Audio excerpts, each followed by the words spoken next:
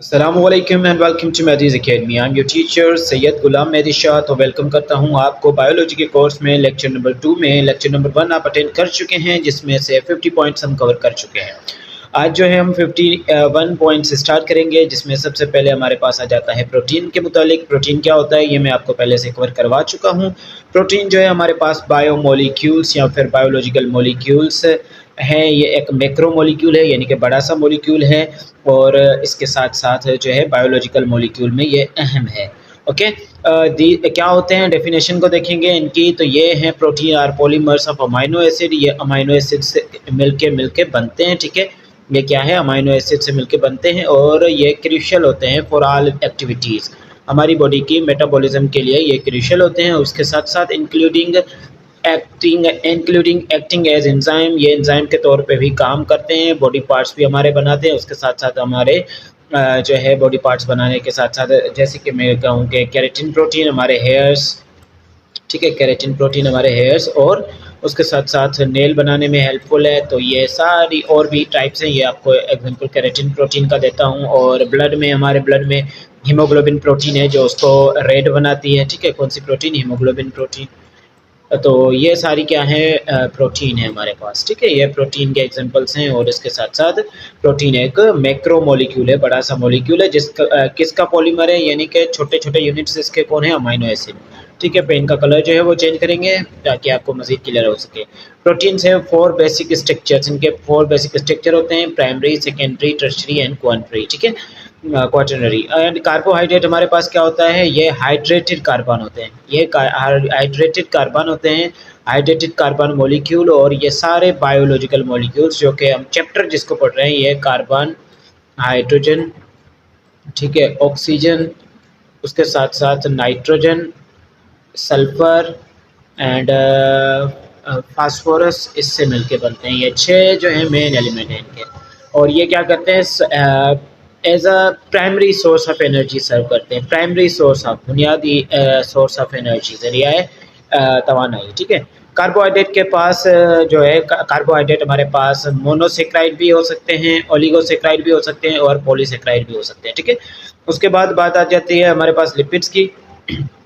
तो लिपिड्स की बहुत डाइवर्स ग्रुप है, और ये नॉन पोलर मॉलिक्यूल डाइवर्स, यानी कि बड़ा ग्रुप है इनका। जैसे कि इनमें लिपिड्स में अगर हम बात करें तो फॉस्फोलिपिड और फैट्स एंड ऑयल्स, उसके बाद टर्पेनॉइड्स, ये सारे आ जाते हैं। तो ये 3 टाइप्स है। तो ये बहुत बड़ा और डाइवर्स ग्रुप है बायोलॉजिकल मॉलिक्यूल का। नॉन पोलर मॉलिक्यूल है, जिसमें एसाइल ग्लिसरॉल यानी कि fats and oils, waxes, phospholipids and terpenoids आ जाते हैं। ठीक है, उसके बाद है हमारे पास लिपिड्स प्रोवाइड फैट्स। अब लिपिड हमारे फैट्स, हमारी बॉडी का फैट्स भी बनाता है, हार्मोन्स भी, और प्रोटेक्टिव लेयर के भी काम आता है, और प्रोटीन प्रेस्क्यूसर्स का भी काम करता है जैसे। और उसके साथ साथ परफ्यूम का काम भी, फ्रेगरेंस का काम भी, जैसे अरोमा, खुशबू वगैरह का काम भी ये करते हैं। न्यूक्लिक एसिड हमारे पास क्या होते हैं, एक 20 ईयर ओल्ड साइंटिस्ट ने इसको डिस्कवर किया था, बायोलॉजिस्ट ने, न्यूक्लिक एसिड को। ये एसिडिक कंपाउंड होते हैं, और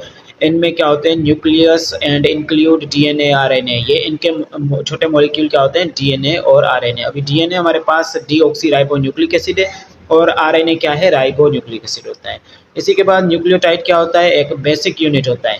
न्यूक्लियोटाइड बेसिक यूनिट है, जैसे कि सेल हमारा बेसिक यूनिट है, इसी तरह से न्यूक्लियोटाइड एक बेसिक यूनिट है। किस चीज़ का, ये न्यूक्लिक एसिड का बेसिक यूनिट है, कंसिस्टिंग ऑफ पेंटोज शुगर। ठीक है, 5 कार्बन पे मुश्तमिल शुगर होगी ये चेन, पेंटोज शुगर, और फॉस्फेट होगा, और नाइट्रोजनस बेस होगा। ठीक है, इसमें तो ये बेसिक यूनिट बनाता है किसका, डीएनए और आरएनए का। ठीक है, न्यूक्लिक एसिड का। तो ये दोनों में पाया जाएगा, ये छोटा है, और इनका बेसिक यूनिट क्या होगा, न्यूक्लियोटाइड, जैसे कि डीऑक्सी न्यूक्लिक एसिड, ये न्यूक्लियोटाइड। ठीक है, इसी तरह से एटीपी को अगर हम स्टडी करें तो एटीपी हमारे पास क्या होता है, एटीपी जो है वो है एक न्यूक्लियोटाइड है। ठीक है, act as energy rich molecule, ये as a energy rich molecule के तौर पे काम करता है। ये हमारे पास फ्री फॉर्म में मिलता है। ठीक है, और इसका फुल फॉर्म जो होगा वो होगा एडिनोसाइन ट्राइफॉस्फेट। ठीक है, एडिनोसाइन ट्राइफॉस्फेट इसका फुल फॉर्म माना जाता है। ठीक है,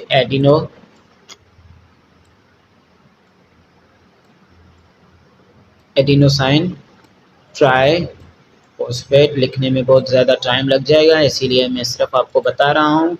आप लिख सकते हैं, ठीक है, आप लिख सकते हैं। मैं एडिनोसाइन ट्राई और फॉस्फेट यहाँ पे छोड़ो, अभी आप यहाँ पे डॉट्स डॉट्स लगा लेते हैं कि फॉस्फेट यहाँ पे भी लिखा हुआ है, एडिनोसाइन ट्राइफॉस्फेट।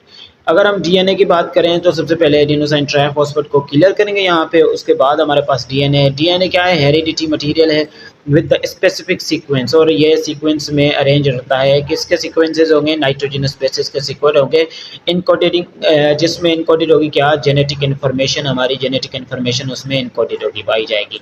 आरएनए क्या है, एक्स एज अ कैरियर, यानी कि एज अ पास अगर एक जगह से दूसरी जगह इंफॉर्मेशन जो है वो लेके जाने का काम करता है आरएनए। और इसकी फुल फॉर्म अगर हम जाने तो ये है ribose nucleic acid from DNA to ribosome. अब डीएनए टू राइबोसोम प्रोटीन बनवाने के लिए और भी काफ़ी सारे काम करने के लिए, लेकिन प्रोटीन बनवाने के लिए स्पेशली आरएनए को ठीक है, आरएनए को भेजा जाता है एज अ कैरियर। ये इंफॉर्मेशन को डीएनए से कहाँ ट्रांसफ़र करता है,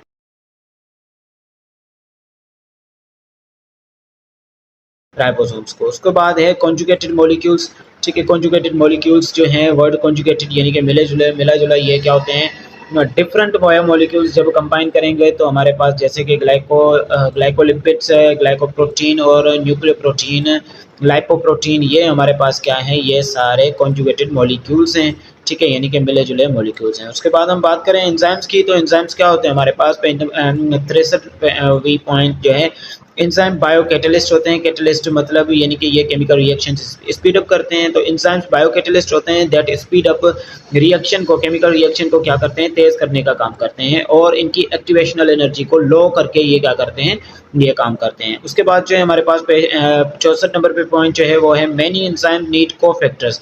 कुछ चीज़ों को ज़रा सा सपोर्ट की ज़रूरत, एंजाइम्स को सपोर्ट की भी ज़रूरत पड़ती है। को फैक्टर और को एंजाइम्स ये इनके दूसरा पार्ट होता है, ये क्या करते हैं, इनके रिएक्शंस कैरी आउट करने में हेल्प करते हैं, ठीक है। आएंगे नेक्स्ट पॉइंट की जानिब। कोएंजाइम एक ऑर्गेनिक मॉलिक्यूल होता है। कोएंजाइम क्या होता है, एक ऑर्गेनिक मॉलिक्यूल होता है हमारे पास। इसको विटामिन से ड्राइव किया जाता है, जो कि असिस्ट करता है एंजाइम की फंक्शन में, एंजाइम की एक्टिविटी में कोएंजाइम क्या करता है, असिस्ट करता है, हेल्प करता है, ठीक है। फैक्टर्स अफेक्टिंग एंजाइम रिएक्शन जो है, अब हम पढ़ेंगे कि एंजाइम का रिएक्शन जो है, एंजाइम अपना काम कर रहा होता है, हमारी बॉडी में केमिकल रिएक्शंस कर रहा होता है, ठीक है, स्पीड अप कर रहा होता है, मेटाबॉलिज्म करवा रहा होता है, तो उस पर कौन सी चीज़ें जो है वो इफेक्ट कर सकती हैं, फैक्टर्स, उसको हम बोलेंगे फैक्टर्स अफेक्टिंग एंजाइम रिएक्शंस। तो उसमें सबस्ट्रेट कॉन्सेंट्रेशन सबसे पहले आ जाती है, और उसके बाद टेम्परेचर भी इफेक्ट कर सकता है, एंड पीएच यानी कि पावर ऑफ हाइड्रोजन भी जो है वो इफेक्ट कर सकता है। एक्सट्रीम टेम्परेचर और pH level can cause denaturation. अब डीनेचुरेशन, एंजाइम की डीनेचुरेशन हो जाएगी जब एक्सट्रीम या फिर एक्सेसिव टेम्परेचर या फिर पीएच होगा। एंजाइम के स्ट्रक्चर को भी ये बदल सकते हैं, अल्टरनेट कर सकते हैं, ठीक है। इम्पेयरिंग इन फंक्शन भी, यानी कि काम में भी इनको स्लो कर सकते हैं और इनको डल कर सकते हैं काम में भी।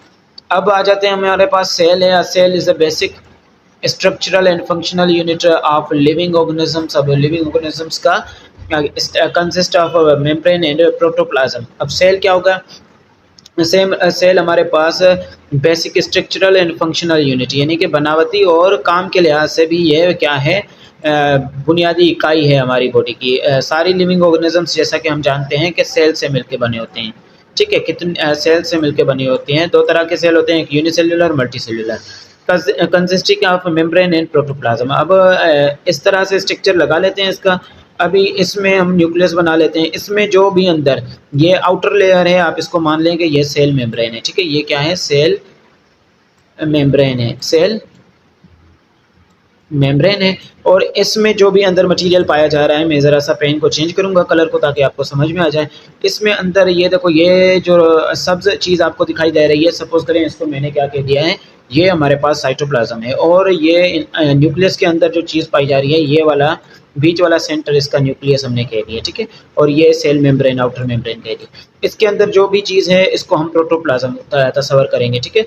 ये सस्पेंशन क्या हो गई हमारे पास, प्रोटोप्लाज्म हो गया। क्या हो गया हमारे पास, ये हो गया प्रोटोप्लाज्म। एंड प्रोटोप्लाज्म में 70 to 90% वाटर होता है, 70 to 90% ये वाटर से मिलके बना हुआ होता है। ठीक है, समझ में आ रहा है? 70 to 90% ये वाटर पिछले लेक्चर में भी हमने कवर किया है।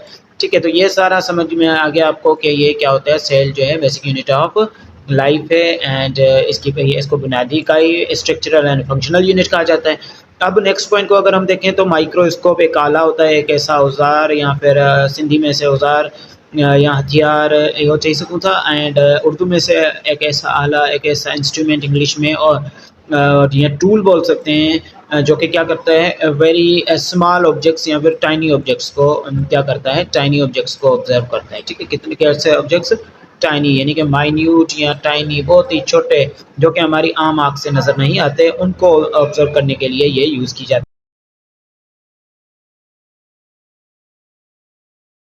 है, जिसको हम माइक्रोस्कोप। सबसे पहले माइक्रोस्कोप को 1590 में ज़ेचारियस जेन्सेन ने बनाया था, 1590 में। फिर इसको गैलीलियो ने मॉडिफाई किया था 1610 को। फिर रॉबर्ट हुक ने जब सेल बनाया था तो इसको यानी कि 1665 को भी क्या कर दिया था, इसको मॉडिफाई करके अपनी कंपाउंड माइक्रोस्कोप बनाई थी।